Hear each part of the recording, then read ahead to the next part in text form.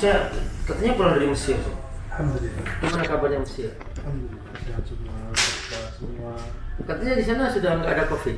Sebenarnya di masa pandemi ini ada peluang buat kita berkembang sebenarnya menjadi lebih produktif gitu ya. Mungkin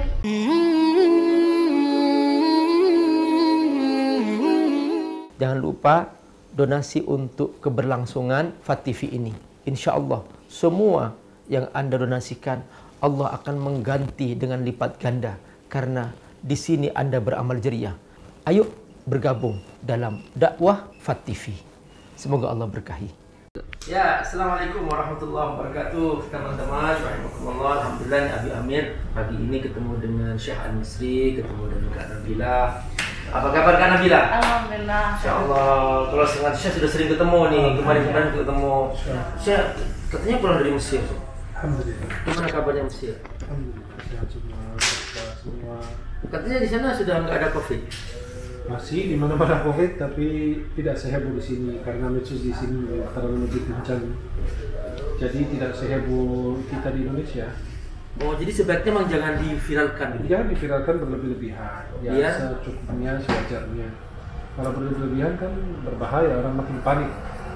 Oh, itu teman-teman, jadi sebaiknya ya kita jangan sampai merusak jiwa kita, ketakutan karena virus. Jadi di Mesir dibikin normal aja biasa saja. Jangan-jangan dianggap seperti influenza aja gitu. Iya, dia tetap jaga jarak, menggunakan masker dan lain, tapi tidak dibesar-besarkan.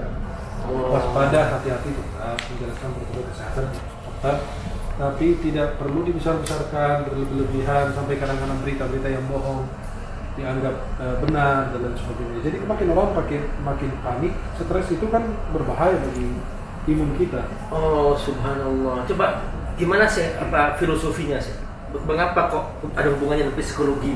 Jadi supaya kita ada kan pengobatan pakai psikologi yang lebih bagus. Iya. Kan ini biasa ada perbedaan antara dua dokter. Dokter yang pertama ketika dia hasil labnya mengerikan dan orang itu terkena sesuatu yang buruk, dokter itu tugasnya untuk meringankan. Maka suster itu disebut malaikat. Malaikat kenapa? Karena dia mengobati, meringankan orang-orang yang merasakan sakit. Nah, maka ketika dia menghadap ke dokter yang cerdas, bijaksana, dia bilang, bapak nggak kenapa-kenapa, tapi tolong hindari makanan ini, jaga ini, dan seterusnya. Sebentar lagi sehat kok. Itu kan buat jiwanya, jadi tenang, otaknya udah tenang. Masya Allah. Nggak panik. Iya. Satu lagi dia bilang, wah kok hasilnya begini. Jadi orang makin panik, walaupun tidak ada penyakit, bisa jadi penyakit itu bertambah. Karena dengan paniknya orang tersebut itu kan berbahaya. Maka Islam menganjurkan kita jangan menyebarkan kecuali yang baik. Yassir wa la tu'assir, yassir wa la tu'assir. Kan pesan Nabi SAW kepada para sahabat dan umatnya demikian. Iya. Ini ngomong-ngomong dengan Kak Nabilah nih. Kak Nabilah nih sudah nggak pernah keluar rumah nih, jangan-jangan nih. Ya. Gimana? Apa yang Kak Nabilah istilahnya lakukan selama di rumahnya? Kan orang bosan Kak Nabilah. Kan juga baca Quran kadang-kadang kan juga kalau terus-menerus mungkin dia juga butuh variasi gitu. Gimana Kak Nabilah ya? Bismillahirrahmanirrahim. Alhamdulillah selama pandemi memang tetap ngajar ya. Tetap ngajar, tetap juga sama santri tetap ngajar, tapi mereka nggak salin-salin gitu kan, supaya karena kita kan dari luar gitu. Terus selain ngajar santri juga sebenarnya di masa pandemi ini ada peluang buat kita berkembang sebenarnya menjadi lebih produktif gitu ya. Mungkin sosok kita pengen belajar sesuatu yang baru, selama sebelum pandemi kan sibuk nggak bisa belajar ini. Nah sekarang alhamdulillah belajar menulis, kan alhamdulillah. Masya Allah. Belajar menulis. Skripsi ya kan Bila? Enggak, menulis buku. Menulis buku ya, oke ya. Jadi mungkin ini buat bocoran sedikit. Nah insya Allah dalam buku solo perdana ini, insya Allah saya di situ menjelaskan tentang perjalanan penghafal Quran saya seperti apa, dari mulai orang tua mendidik seperti apa sampai alhamdulillah proses pengambilan sana. Insya Allah buku yang harus dimiliki nih buku Kak Nabila, perjalanan menghafal Quran ya Kak Nabila. Ya, kurang lebih seperti itu. Dan di situ bukunya ada tips-tips setiap guru saya seperti apa ngajar saya seperti itu. Jadi alhamdulillah masa pandemi menjadi masa lebih produktif seperti itu. Dan alhamdulillah juga karya antologi juga alhamdulillah hampir 11 buku antologi juga alhamdulillah. Tentang apa tuh? Masing-masing ya, jadi ada yang tentang guru, ada yang hidup di rantau, ada yang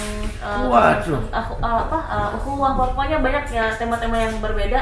Saya nyoba sesuatu yang baru ya, sesuatu yang baru yang belum saya pernah gali gitu ke diri saya gitu. Bentuknya novel, bentuknya apa nih Kak Nabila? Cerita-cerita pendek. Oh. Cerita pendek. Jadi kerjasama sama teman-teman yang lain, penulis-penulis lain, jadi kita bikin buku gitu. Masya Allah. Jadi pengen benar-benar memanfaatkan waktu yang di rumah. Jadi nggak stres lah, itu ada banyak aktivitas ya. Aktivitas. Terus selain itu juga akhir-akhir ini juga belajar kelas motret. Nah, kelas motret. Jadi nyari foto yang bagus gimana? Kadang-kadang kan kita pengen foto tapi bagus bingung ya. Mau gimana ya. Itu Masya Allah. Ada ilmunya sendiri ya itu. Masya Allah. Luar biasa. Terus juga sama anak-anak di rumah, alhamdulillah. Ansam makin udah belajar membaca. Ini Ansam nih anaknya Kak Nabila yang paling yang pertama itu ya, silahkan. Ya, alhamdulillah Ansam sekarang saya mendampingi hampir setiap hari gitu ya.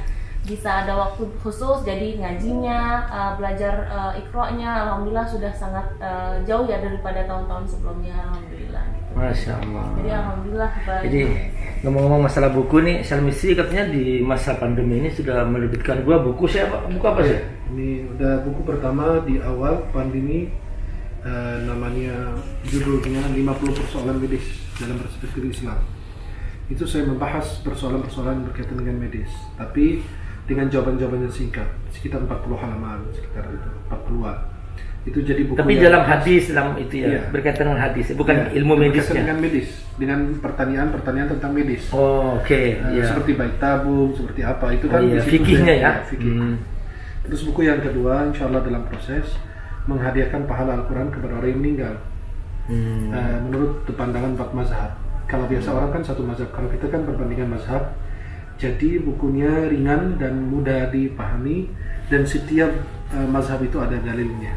Oke, Masya Allah teman-teman, Insya Allah mudah-mudahan bermanfaat. Inilah program Jumpa Ustadz bersama Abi Amir dan bersama Syekh Al-Misri dan bersama Kak Nabila. Semoga Allah berkahi, Allah berfikum. Terima kasih selalu, saksikan selalu FAT TV. Assalamualaikum warahmatullahi wabarakatuh.